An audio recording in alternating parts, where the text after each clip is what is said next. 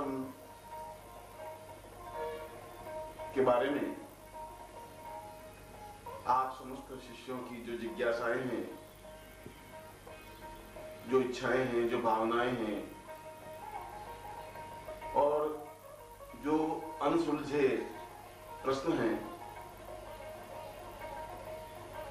उनका उत्तर देने का प्रयास कर रहा हूं, जो कि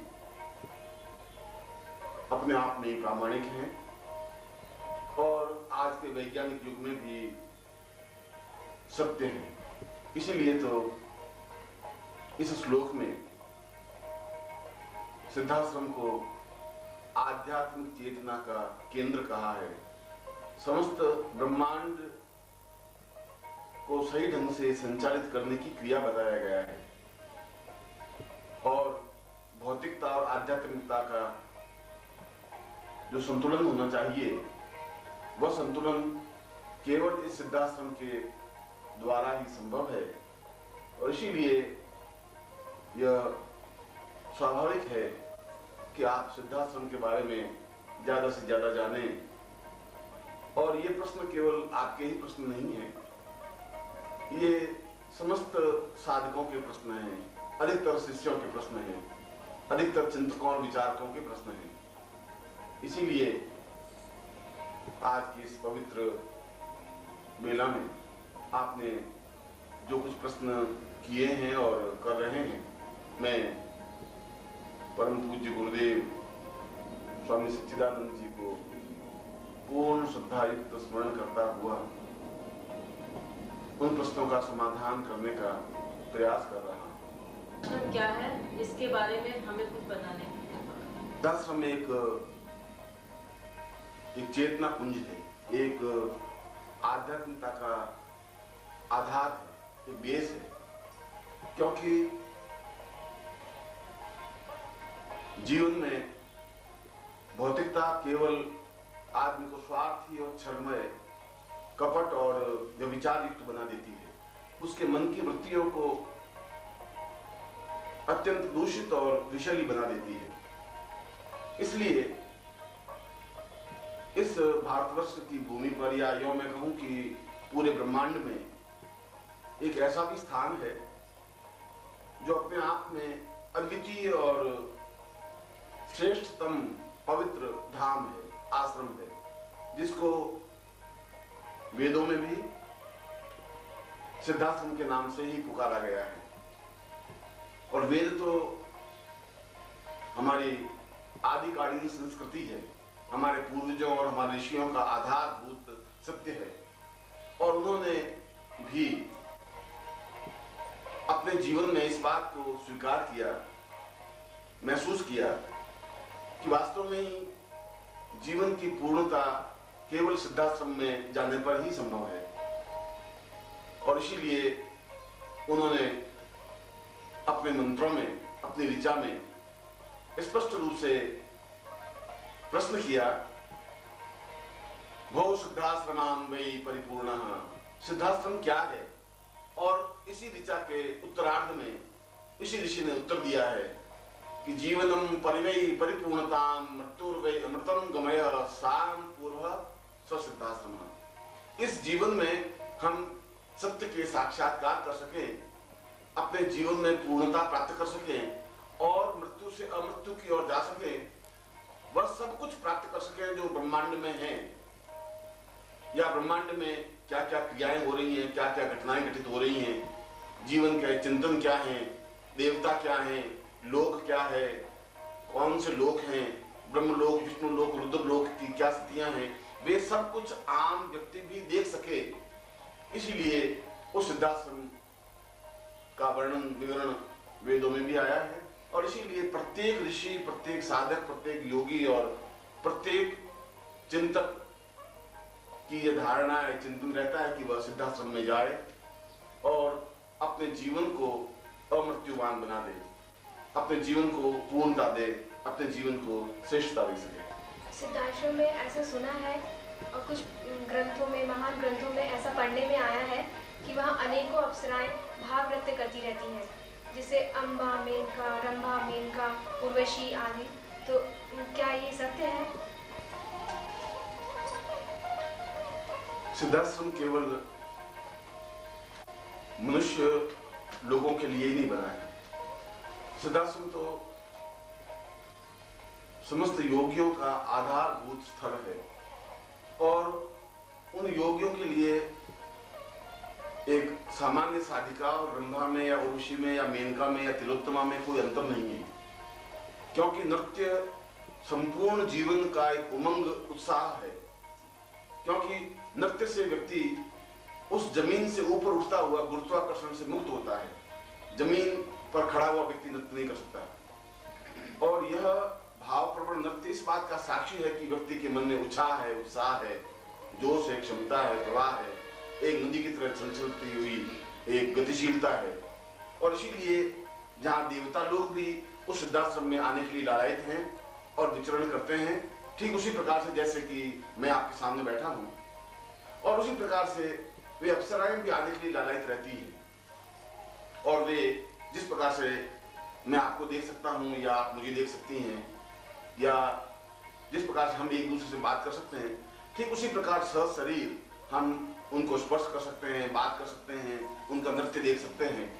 और एक पूर्ण शुद्ध शास्त्रीय नृत्य केवल विश्व में अप्सराएं कर सकती हैं, क्योंकि नृत्य की उत्पत्ति ही उनके नूपुरों के माध्यम से हुई है।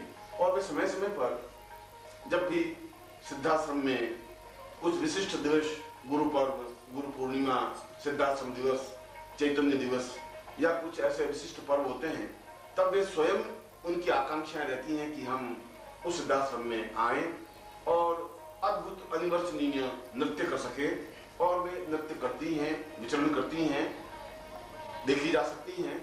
और वहां के लिए यह कोई एक अनहोनी घटना नहीं है, वहां के लिए यह कोई अद्भुत करिश्मा नहीं है। यह तो एक जिस प्रकार से आम साधिकाएं वहां विचरण करती रहती हैं, ठीक उसी प्रकार से वे भी समय समय पर आती हैं और विचरण करती हैं, क्योंकि उनके शब्दों में भी यह स्पष्ट है कि उस सिद्धाश्रम के सामने स्वर्ग और इंद्रलोक अपने आप में अत्यंत नगण्य और तुच्छ हैं। क्योंकि जो सहज प्रवाहता, जो आनंद, जो मस्ती, जो चैतन्यता सिद्धाश्रम में है, वह स्वर्ग में भी संभव नहीं है, वह इंद्रलोक में भी संभव नहीं है। इसलिए उनकी भी इच्छा रहती है कि वे वहां आए, उनकी भी इच्छा रहती है कि वे वहां नृत्य करें, उनकी भी इच्छा रहती है कि वे अद्भुत गतिशीलता को प्राप्त कर सके और उन महान सिद्धियों के स्वामी योगियों का आशीर्वाद प्राप्त कर सके, जिससे कि वे अद्वितीय यौवनवती बनी रह सके, अद्वितीय सौंदर्यमयी बनी रह सके और उनके नृत्य में और अद्भुत अनिवर्चनीय निखार आ सके।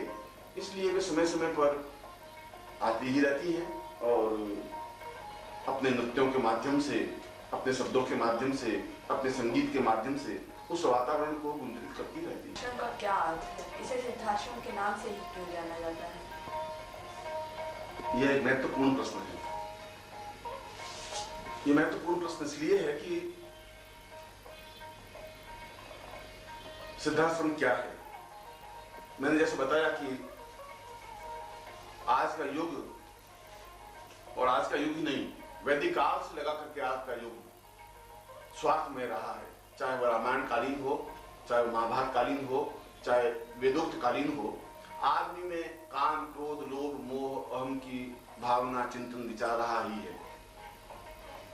और ऐसी स्थिति में उस भौतिकता को आध्यात्मिकता में रूपांतरित करने के लिए एक आश्रम की कल्पना, एक आश्रम का चिंतन आवश्यक था।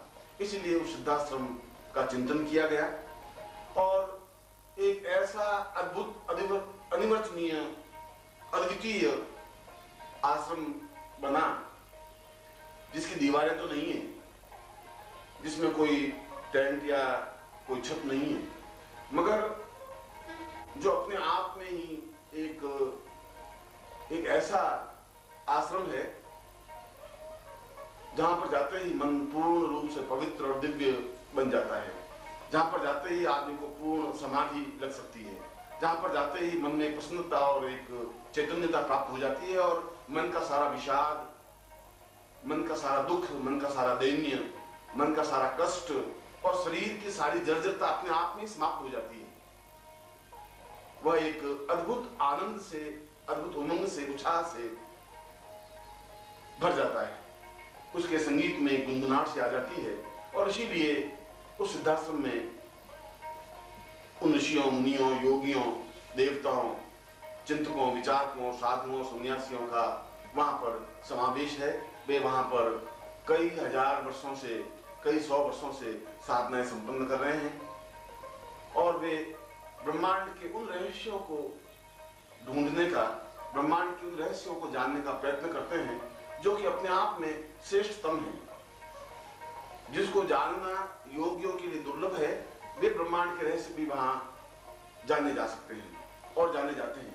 इसीलिए सिद्धाश्रम की स्थापना की गई, इसीलिए सिद्धाश्रम में उच्च कोटि के योगी हैं और इसीलिए प्रत्येक मानव का अंतिम लक्ष्य अपने गुरु के माध्यम से सिद्धाश्रम पहुंचने की भावना और चिंतन रहता है। गृहस्थ शिष्य भी जा सकते हैं, यदि वे जा सकते हैं तो उसके लिए क्या प्रयास, क्या नियम है?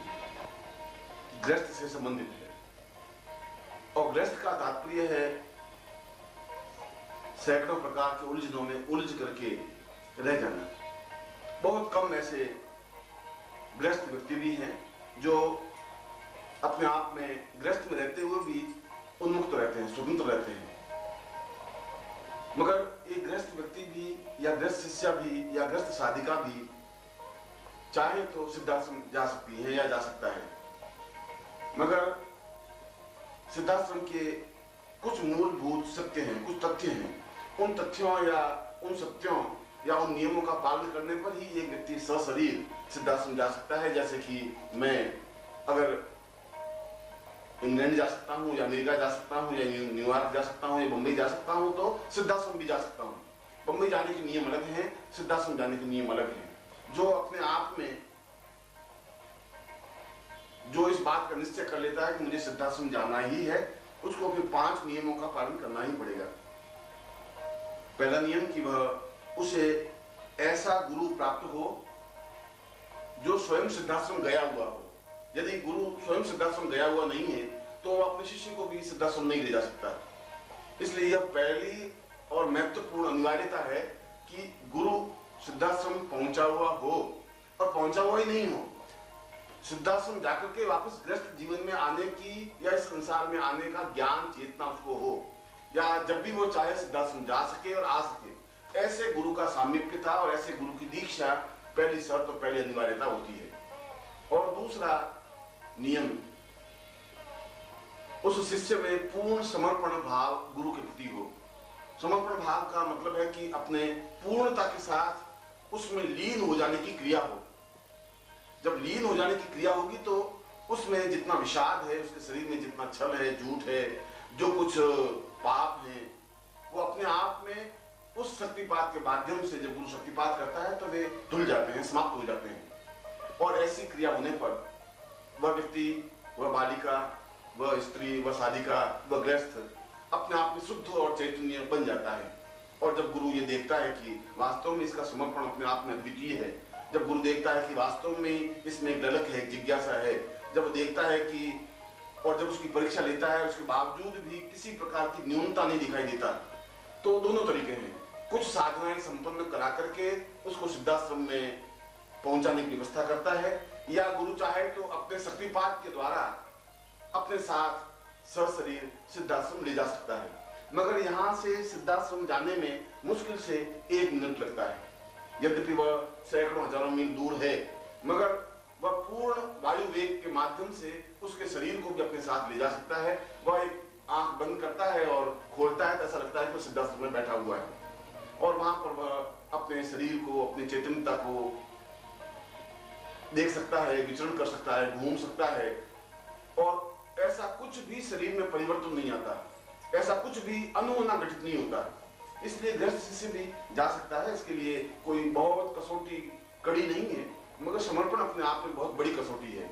ऐसा गुरु प्राप्त होना अपने आप में बहुत बड़ी कसौटी है। और गुरु के मन में यह चिंतन बनना कि मुझे सिद्धाश्रम में इस शिष्य को ले जाना है, यह भावना बनना बहुत बड़ी कठिन क्रिया है। और ऐसा परस्पर गुरु शिष्य के संबंधों के माध्यम से ही बन सकता है। ऐसा एक दूसरे में मिक्सअप होने से या एक दूसरे में समर्पण होने से ही बन सकता है। एक दूसरे के प्रति पूर्णता का भाव होने पर ही हो सकता है। और अगर ऐसा हो सकता है तो वहां सैकड़ों शिष्य गए हैं, सैकड़ों बालिकाएं गई हैं, क्योंकि वहां कोई उम्र का बंधन नहीं है। अगर 20 साल का बालक अगर चाहे तो उसी तथ्यों को लेकर के सिद्धाश्रम जा सकता है और 80 साल का वृद्ध भी जा सकता है। इसलिए एक शिष्य चाहे वो गृहस्थ में है चाहे संन्यास में है, यदि उसके पास ऐसा समर्थ और अद्वितीय गुरु हो, यदि गुरु से प्राप्त दीक्षा हो, यदि गुरु के प्रति पूर्ण समर्पण हो और गुरु यदि किसी प्रकार की भी परीक्षा ले तो उसमें पूर्ण सफलता प्राप्त करे, और जब गुरु ये एहसास करे कि इसमें वह क्षमता आ सकी है, मेरे प्रति समर्पण की भावना पूर्णता के साथ आ सकी है, हर कसौटी पर कसने के बावजूद भी, हर परीक्षा में इसको कसौटी पर खड़ा करने के बावजूद भी इसमें वह चिंतन, वह भावना, वह श्रेष्ठता, वह दिव्यता आने की क्रिया है, तब अपनी तपस्या का अंश उसमें प्रदान करता है। और जब तपस्या का अंश प्रदान करता है तो उसके शरीर के पंचभूतों में से, और 5 पंच तत्व हैं, जल, अग्नि, वायु, आकाश, और इन 5 तत्वों में से केवल वायु तत्व रह जाता है, अग्नि तत्व समाप्त हो जाता है, भूमि तत्व समाप्त हो जाता है, और दूसरे जब तत्व समाप्त हो जाते हैं तो वायु तत्व के माध्यम से वह आकाश में विचरण करता हुआ उस गुरु के साथ सिद्धाश्रम में प्रवेश कर सकता है। और यह शिष्य की अद्वितीयता है, एक शिष्य का पूर्णता है, शिष्य का प्रारंभ दीक्षा है, तो शिष्य की पूर्णता सिद्धाश्रम में प्रवेश करने की है।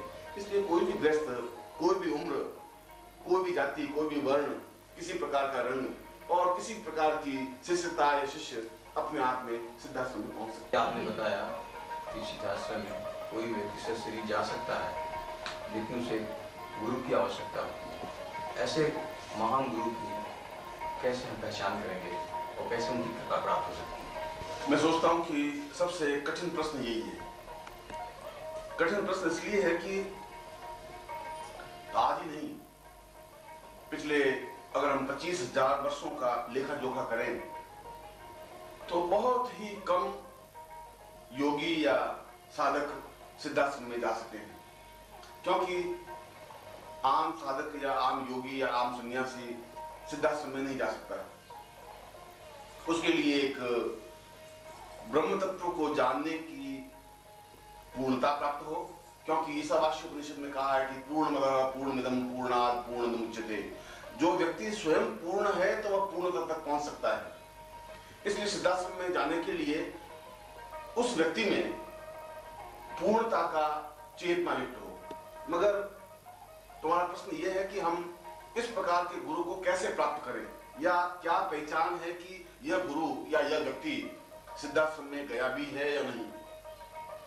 और जहां तक मेरा अनुभव है, मैं सोचता हूं कि इस भारतवर्ष में ऐसे सैकड़ों पाखंडी, ढोंगी आश्रम के संचालक और व्यवस्थापक होंगे जो इस बात का दावा करते होंगे कि हम सिद्धाश्रम जा चुके हैं, और मेरी पुस्तकों को पढ़ने के बाद और मेरे प्रवचनों को सुनने के बाद में शायद 1,00,000-2 लाख व्यक्ति तो ऐसे साधु हो ही गए हैं जो सिद्धाश्रम में जाने की भावना व्यक्त करते हैं और अपने शिष्यों को यह कहते हैं कि मैं तो सिद्धाश्रम में गया हूं और मैं जा सकता हूं।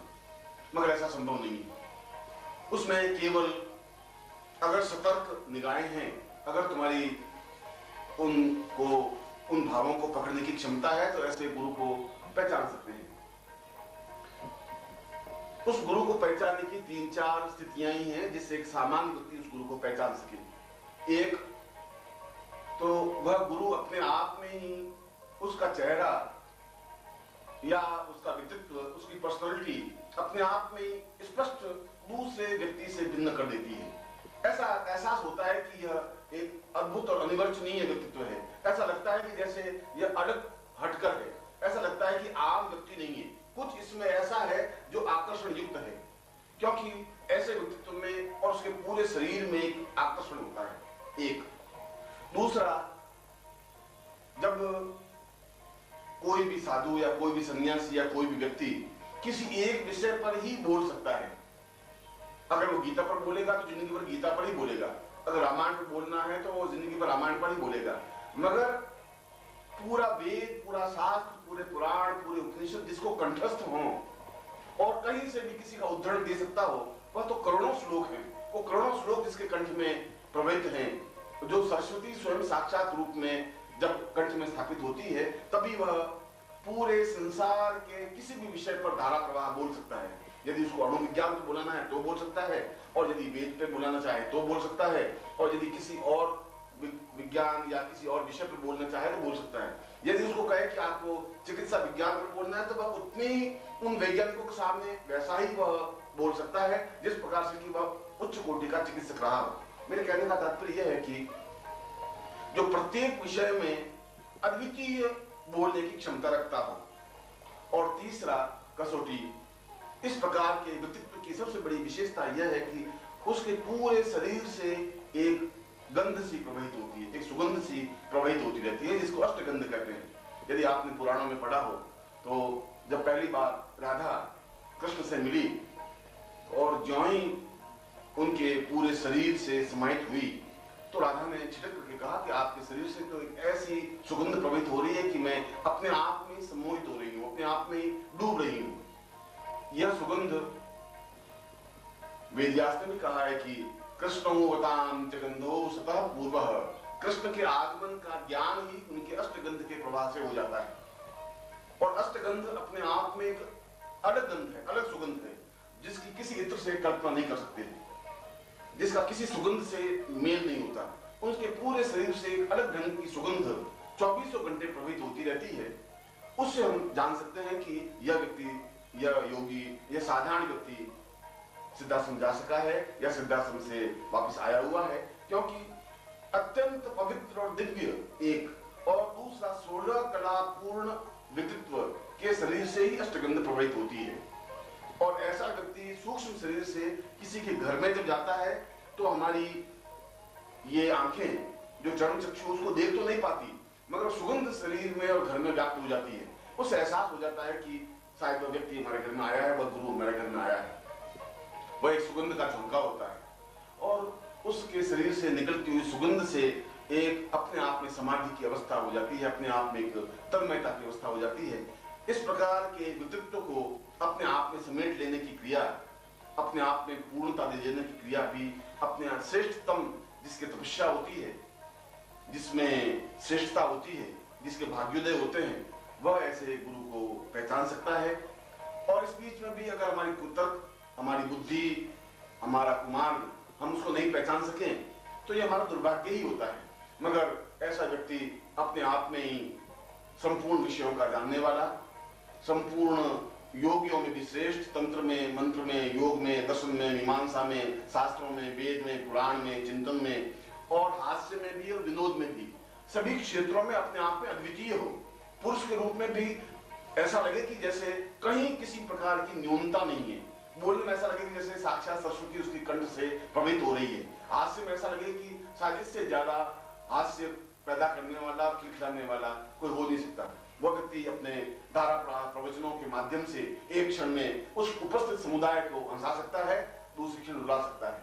वो अपने शब्दों के माध्यम से नृत्य करवा सकता है। यह व्यक्तित्व करोड़ों करोड़ों व्यक्तियों में किसी एक में ही होता है, और ऐसा व्यक्ति ही, और ऐसे व्यक्ति से ही ये पहचान हो सकती है कि यह व्यक्ति सिद्धाश्रम में गया हुआ है। और यदि ऐसा जीवन में गुरु मिल जाए, वह चाहे साधारण वस्त्र में हो, वह चाहे लंगोटी पहने हुए हो, वह चाहे गृहस्थ में हो, तो इससे बड़ा सौभाग्य जीवन का कुछ हो ही नहीं सकता। इसीलिए जीवन का सारा खोज जो योगी हैं, यति हैं, सन्यासी हैं, जो साधनाएं कर रहे हैं, जो 25-25 वर्षों से साधनाएं 50 वर्षों से कर रहे हैं, उनकी सारी आकांक्षा कैसा गुरु मिले एक, और फिर गुरु हमें स्वीकार करे, ये दोनों स्थितियां हों, और फिर उस सुगंध से आप्लावित होकर के उनके चरणों को छूने से, उनके शरीर को स्पर्श करने से, और अपने ज्ञान के माध्यम से उनके शरीर को अपने शरीर में समाहित कर देने से वह खुद सुगंधमय बन जाता है। उसका चेहरा, उसका व्यक्तित्व, उसकी पर्सनालिटी खुद ही कुंदन के समान दमकने लग जाती है। इसीलिए कहा गया है कि ऐसा व्यक्ति पारस के समान होता है, जो लोहे को भी स्पर्श करता है तो कुंदन के समान चमकीला बना देता है। जहां पर भी ऐसा व्यक्तित्व मिले जिसके कंठ में ऐसी सरस्वती हो, जो हजारों लाखों लोगों के सामने धारा प्रवाह, हजारों पुराणों का, वेदों का, शास्त्रों का, उपनिषदों का उदाहरण दे सकता हो, जिसको पुस्तक की, ज्ञान की, चिंतन की आवश्यकता नहीं, जो किसी विषय पर धारा प्रवाह बोल सकता हो, जो पूर्ण पुरुष हो, जो अद्वितीय व्यक्तित्व संपन्न हो, और जिसके शरीर से अष्टगंध प्रवाहित होती हो, ऐसे व्यक्ति की पहचान ही यह है कि यह व्यक्ति सिद्धाश्रम गया हुआ है या सिद्धाश्रम से लौटा हुआ है। अद्वितीय, अनुपम और अनिवर्चनीय सिद्धाश्रम के संस्थापक कौन है? तुमने जो कुछ प्रश्न किया है वह शायद मेरी जिंदगी का, मेरे जीवन का श्रेष्ठतम प्रश्न है, क्योंकि जो सिद्धाश्रम के संस्थापक हैं और जिनको देवता लोग भी पूजते हैं, अप्सराएं जिनके सामने नृत्य करके अपने आप को धन्य अनुभव करती हैं, कृष्ण भी जिनके सामने नतमस्तक हैं, ऐसे ही हजारों वर्षों की आयु प्राप्त परमहंस स्वामी सच्चिदानंद जी इस सिद्धाश्रम के संस्थापक और संचालक हैं और वे मेरे अत्यंत आदरणीय और श्रेष्ठतम गुरु हैं। मैंने उनसे दीक्षा प्राप्त की है और मैं सोचता हूं कि मेरे संपूर्ण जीवन का यह सौभाग्य है कि वे गुरु रूप में मुझे प्राप्त हो सके हैं, क्योंकि उन्होंने अपने पूरे जीवन में केवल 3 शिष्य ही बनाए पिछले 25,000 वर्षों में, और उनमें एक मेरा चयन होना भी अपने आप में मैं तो अपने जीवन की पूर्णता और श्रेष्ठता मानता ही हूँ करता हूँ, तो स्वतः मेरे हृदय से भाव प्रसून व्यक्त होते हैं। गुरुमेव नित्यं प्रणम्यं वदेवं हृदयं वदामि चिन्त्यं विचिन्त्यम् आतुर्यमाणं गुरुदेव नित्यं प्रणम्यं प्रणम्यं प्रणम्यं प्रणम्यं। मेरे हृदय में स्थापित हैं जिन्होंने अत्यंत कृपापूर्वक मुझे शिष्य रूप में स्वीकार किया और सिद्धाश्रम को सही ढंग से संचालित करने का भार सौंपा और मुझे यह आदेश दिया कि मैं इस संसार में जाकर अन्य शिष्यों को भी श्रेष्ठता दे सकूं, पूर्णता दे सकूं। यह उनकी महती कृपा है और मैं हर क्षण उनको अपने हृदय में स्थापित करता हूं। मैं पूर्ण रूप से उनके हृदय में स्थापित हूं। ऐसे गुरुदेव जो कि सिद्धाश्रम के संचालक हैं, जिनको समस्त योगीजन, जिनको वेद पुराण उपनिषद स्वामी सच्चिदानंद जी के नाम से पुकारते हैं, वे अपने आप में ही हजारों वर्षों की आयु प्राप्त तपस्वी, तेजस्वी, अनिवर्चनीय गुरुदेव हैं, जिनके दर्शन मात्र से ही सारा शरीर और रोम रोम पुलकित, प्रफुल्लित, रोमांचित और आह्लादित हो जाता है। मैं ऐसे गुरुदेव को पूर्ण हृदय से, श्रद्धा से प्रणाम। अभी भी परम पूज्य स्वामी सच्चिदानंद जी हजारों वर्ष से जीवित हैं और उन्होंने इतनी लंबी अवधि में सिर्फ 3 ही शिष्य क्यों बनाए? इस पर आप प्रकाश डालें। प्रश्न ऐसा है कि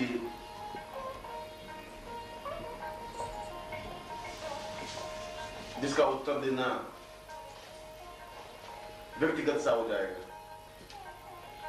3 शिष्य इसलिए बनाए, हो सकता था कि वो 100 शिष्य बना देते, हो सकता है कि 5,000 शिष्य बना देते, मगर पिछले 50,000 वर्षों में, और 50,000 वर्ष तो एक बहुत लंबी अवधि है, उसमें भी अगर उन्होंने 3 शिष्यों का ही चयन किया तो उनकी कसौटी और शिष्यता को परखने की कसौटी अपने आप में अत्यंत कड़ी है।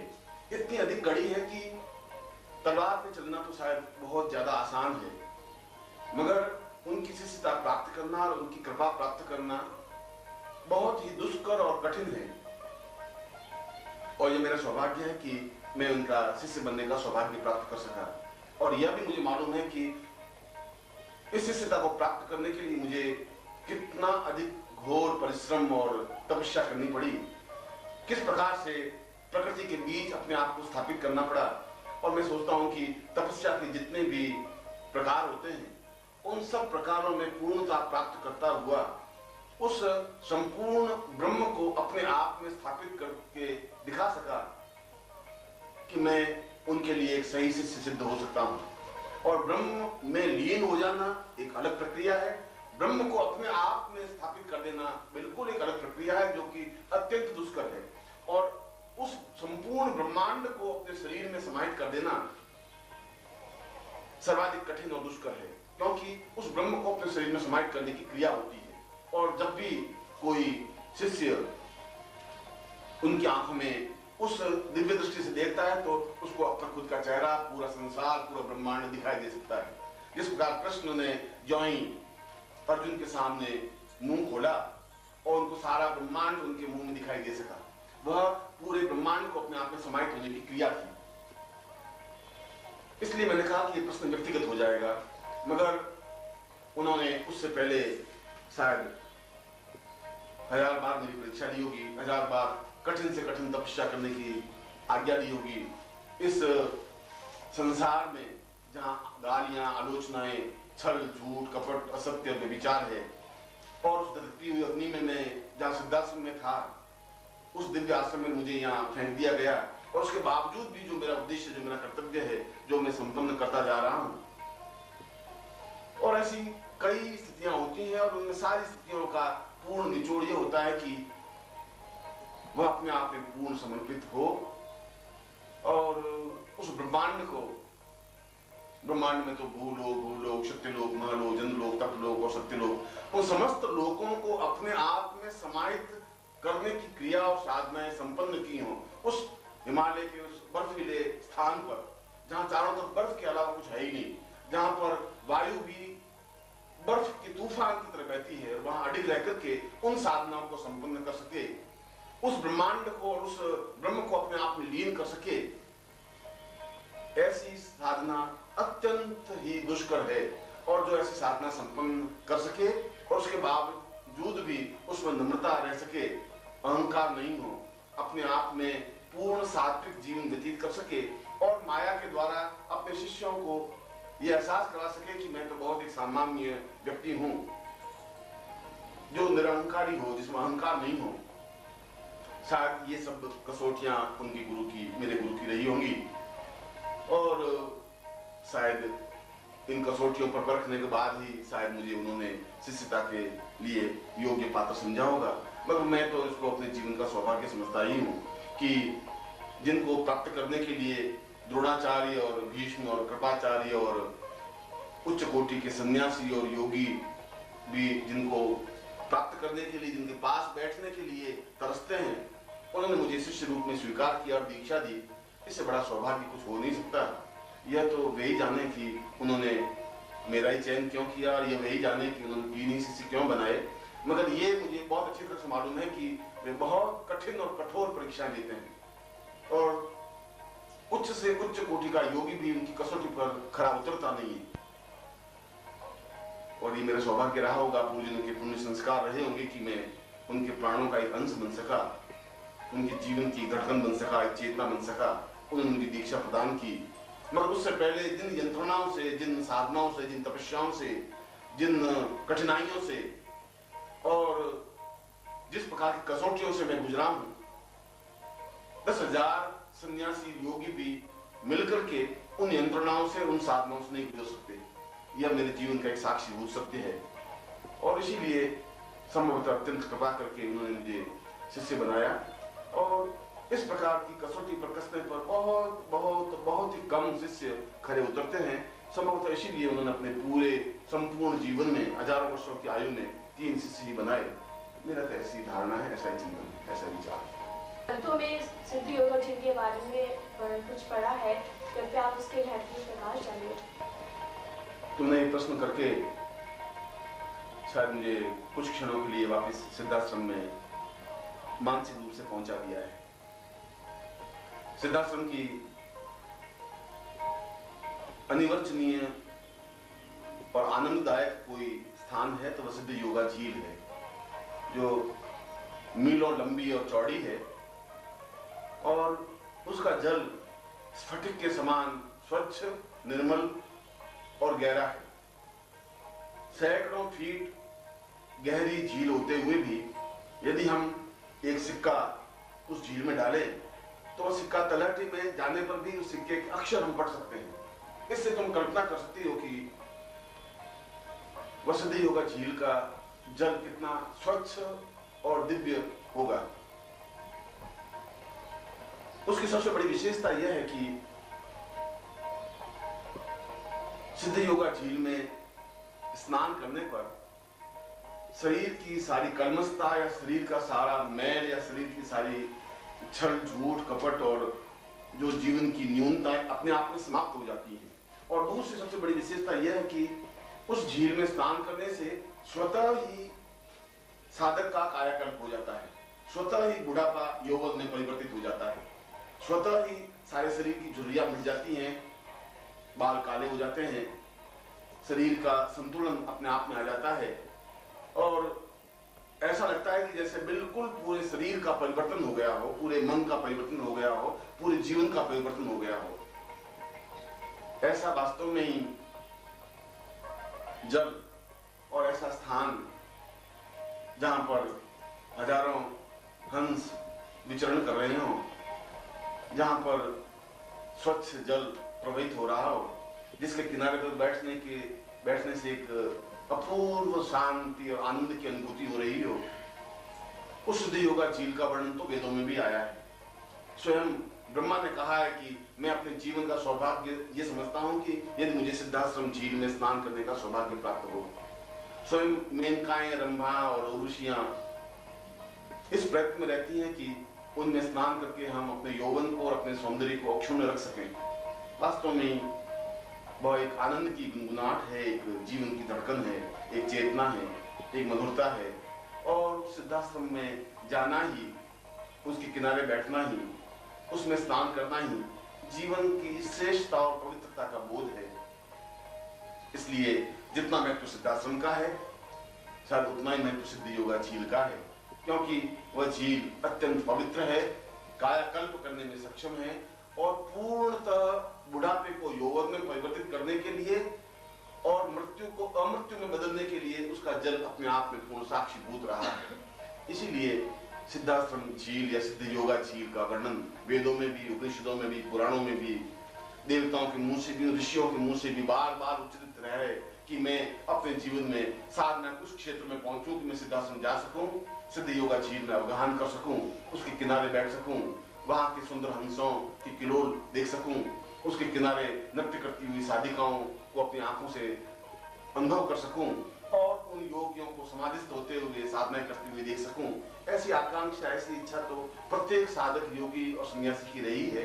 इसलिए सिद्धि योगा झील तो आप में एक अद्वितीय सुख है, एक आनंद है, एक पूर्णता है और एक तृप्ति है। के बारे में हम लोगों को और कुछ जानने की जिज्ञासा हो रही है। विजयलक्ष्मी, तुमने बड़ा ही जिज्ञासापूर्ण प्रश्न किया है। अगर हम उसको और पूरे सिद्धाश्रम को शब्दों में बांध सकें, ये तो अत्यंत कठिन है, क्योंकि करोड़ों गुना आनंद को और करोड़ों गुना माधुर्य को कुछ शब्दों में नहीं बांध सकते। वह तो वहां पर प्रत्यक्ष देखने पर ही उसके आनंद की पूर्णता और तृप्ति अनुभव हो सकती है। मगर जब तुमने जिज्ञासा कर ली है तो वहां पर कुछ विशेषताएं हैं। एक तो चारों तरफ एक अद्वितीय शांति और आनंद की फुहार सी एहसास होती रहती है, महसूस होती रहती है। दूसरा, सिद्धाश्रम की विशेषता है कि 24 घंटे वहां दूधिया प्रकाश सा बना रहता है। न सूर्य की प्रखरता होती है, न रात्रि के अंधकार की छाया होती है। 24 घंटे एक ऐसा प्रकाश, दूधिया प्रकाश, जो अत्यंत शीतल, मधुर और आनंददायक हो, ऐसा प्रकाश बिखरा हुआ रहता है। तीसरा, उस सिद्धाश्रम की यह विशेषता है कि वहां अगर मैं कहूं कि लाखों तरह के पुष्प और कमल विकसित हैं, जो भारतवर्ष में कहीं पर विकसित नहीं है। हजारों तरह के पुष्प खिले हुए हैं और फिर सबसे बड़ी विशेषता यह कि वे पुष्प मुरझाते नहीं हैं, वे गिरते नहीं हैं, वे खिले हुए रहते हैं, चिर यौवनमय रहते हैं, क्योंकि वहां पर प्रत्येक व्यक्ति, प्रत्येक साधिका, प्रत्येक साधक के ऊपर मृत्यु की छाया नहीं पड़ती। काल उनको छीन नहीं सकता, बुढ़ापा उन पर आक्रमण नहीं कर सकता। क्योंकि उस सिद्धाश्रम में मृत्यु और बुढ़ापा जैसा कोई शब्द है ही नहीं। इसलिए वहां की वायु में एक संगीत है, थिरकन है, गुनगुनाहट है, एक मधुरता है। ऐसा लगता है कि जैसे अद्वितीयता और आनंद है। वहां जाते ही एकदम से स्वतः समाधि लगाने की प्रक्रिया बन जाती है और ऐसा स्थान, ऐसा स्थिति बन जाती है कि हम पूर्णतः अपने आप में डूब गए हों। उस संगीत के माध्यम से जो निरंतर वहां देव संगीत गुंजित धीरे धीरे हो रहा है, उसको सुनकर के मन को एक अपूर्व और अद्वितीय तृप्ति से अनुभव होती है।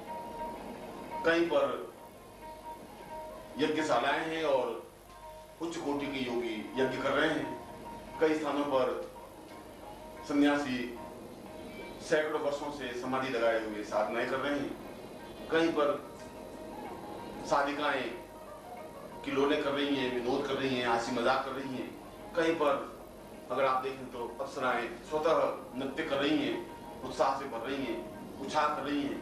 कहीं प्रसिद्ध योगा झील के किनारे हुए सिद्ध योगी और साधिकाएं और साधक बैठे हुए हंस की किलोले कर रहे हैं, देख रहे हैं। कहीं पर उस सिद्ध योगा झील में उस स्फटिक नावों के माध्यम से विचरण कर रहे हैं। कुछ लोग और कुछ साधक बैठे बैठे उस संपूर्ण दृश्य को अपने आप में समेटने की क्रिया करते रहते हैं। सभी अपने आप में मस्त और आनंद की अनुभूतियां करते रहते हैं। इसलिए वहां का वातावरण एक अद्वितीय सुगंध से आप्लावित है। वहां की हवा में एक गुंजरण है, एक संगीत है, एक थिरकन है। वहां पर अपने आप पूरा हृदय और पूरा शरीर ऐसा आनंद से भर जाता है कि जैसे नाचने की इच्छा होती है। हर क्षण उन ऋषियों और उन योगियों को देखने पर ऐसा लगता है कि जैसे हम वास्तव में इसके सामने स्वर्ग तुच्छ है, नगण्य है, कुछ है ही नहीं। वहां की मिट्टी स्वर्णिम मिट्टी है, वहां की वायु सुगंधमय वायु है, वहां के पुष्प हजारों तरह के लाल, पीले, गुलाबी, हरे सैकड़ों रंगों के झूमते हैं। जहां पर हिरण कुलाचे भरते हैं, कहीं पर किसी साधु और सन्यासी की पीठ से हिरण अपने सींगों से उनको खुजाता है। कहीं पर कोई साधिका उस शिशु हिरण के बच्चे को, शिशु को अपने गोदी में लिए हुए बड़ी मुग्ध भाव से उस दृश्य को देख रही होती है। कहीं पर हास्य चल रहा है, कहीं पर प्रवचन चल रहे हैं, कहीं साधु सन्यासी बैठे हुए हैं और सारा जहां पर मीलों तक आप सिद्ध योगा झील के किनारे किनारे और सिद्धाश्रम में जाएं तो प्रत्येक दृश्य अपने आप में एक दूसरे से हटकर है। ऐसी इच्छा होती है कि दृश्य हम हजारों वर्षों तक देखते ही रहें और प्रत्येक दृश्य अपने आप में भावपूर्ण होता है, मन को एक आप्लावन से भर देता है, एक सुगंध से भर देता है, एक मस्ती से भर देता है। इसलिए उस सिद्धाश्रम को और उनके गुणों को, वहां के कल्प वृक्ष को, वहां के नृत्य को, वहां के देवताओं की स्थितियों को, वहां के योगियों की स्थितियों को कुछ शब्दों में नहीं बांधा जा सकता। यह तो जीवन का सौभाग्य हो कि हम सशरीर अपने गुरु के साथ वहां जाएं और वहां काफी समय व्यतीत करें, देखें। और मैं सोचता हूं कि एक बार गया हुआ व्यक्ति की इच्छा होती ही नहीं कि वह इस दलदल में, इस स्वार्थ में, इस छल में वापस आने की इच्छा जागृत हो। मगर जो जीवन का आनंद लेना चाहते हैं, जिनका जीवन का सौभाग्य होता है, जिनमें जीवन में गुरु ऐसे प्राप्त हो जाते हैं और जो कष्ट अपने गुरु का हाथ पकड़ सकता है, वह निश्चय ही इस संपूर्ण आनंद को अपने जीवन में, तन मन में, अंग अंग में उतार सकता है, देख सकता है, मस्त हो सकता है, नृत्य कर सकता है और मुक्त हो सकता है। वास्तव में वहां पर करोड़ों करोड़ों तरह की विशेषताएं हैं और इसीलिए सिद्धाश्रम को सिद्धाश्रमोपम स्वर्गम वदैवः तुच्छामृताम पूर्वमदैव तुल्यम, संपूर्ण ब्रह्मांड और स्वर्ग सिद्धाश्रम के कण की भी तुलना नहीं कर सकता, क्योंकि वहां पर मृत्यु नहीं है, वहां पर वृद्धावस्था नहीं है, जर्जरता नहीं है, कृष्णता नहीं है, दुर्बलता नहीं है, दीनता नहीं है, दुख नहीं है, दैन्य नहीं है, पलायन नहीं है, चिंताएं नहीं है। एक उमंग है, एक उत्साह है, एक उत्साह है, एक यौवन है, एक सौंदर्य है, वहां पर एक मस्ती है, एक थिरकन है और सारा वन प्रांतर, सैकड़ों तरह के पुष्प, सैकड़ों तरह के वृक्ष, सैकड़ों तरह के देवदारू, सैकड़ों तरह के पहाड़, देवता, सन्यासी और योगी यत्र तत्र विचरण करते हुए मुग्ध भाव से एक दूसरे को देखते हैं और मस्ती में झूमते हुए अपने जीवन में विचरण करते हैं। इसलिए पूरे सिद्धाश्रम को तो मैं कुछ शब्दों में नहीं बांध सकता, मगर फिर भी उसकी जो विशेषताएं हैं वे अपने आप में अद्वितीय हैं, अनुपम हैं और देखने लायक। ऐसा तुम्हारा कभी सौभाग्य बने कि तुम सिद्धाश्रम जा सको, अपने जीवन में उस आनंद को देख सको, अपने जीवन में पूर्णता को प्राप्त कर सको। हुए भी इसका कम पुस्तकों में उल्लेख मिलता है, उसके बारे में आप पूरा बताइए। जीवन में देखा ही नहीं, वे उसका वर्णन कर भी नहीं सकते। जिन्होंने जीवन में अनुभव किया ही नहीं, वे उसका उल्लेख कर भी नहीं सकते, क्योंकि जैसा कि मैंने बताया बहुत ही कम साधक और योगी उस सिद्धाश्रम में जा सके और अधिकतर सन्यासी, वह चाहे विश्वामित्र हो, चाहे वशिष्ठ हो, चाहे कणाद हो, चाहे पुलस्त्य हो, चाहे गर्ग हो, चाहे अत्रि हो, चाहे गौतम हो, वे उस स्थान को प्राप्त नहीं कर सके। तो वे केवल सिद्धाश्रम शब्द का वर्णन करके ही रह गए, मगर गीता में तो इसका पूर्ण रूप से वर्णन है। वेद व्यास ने श्रीमद् भागवत में इसका पूर्ण रूप से विवरण वर्णन दिया है।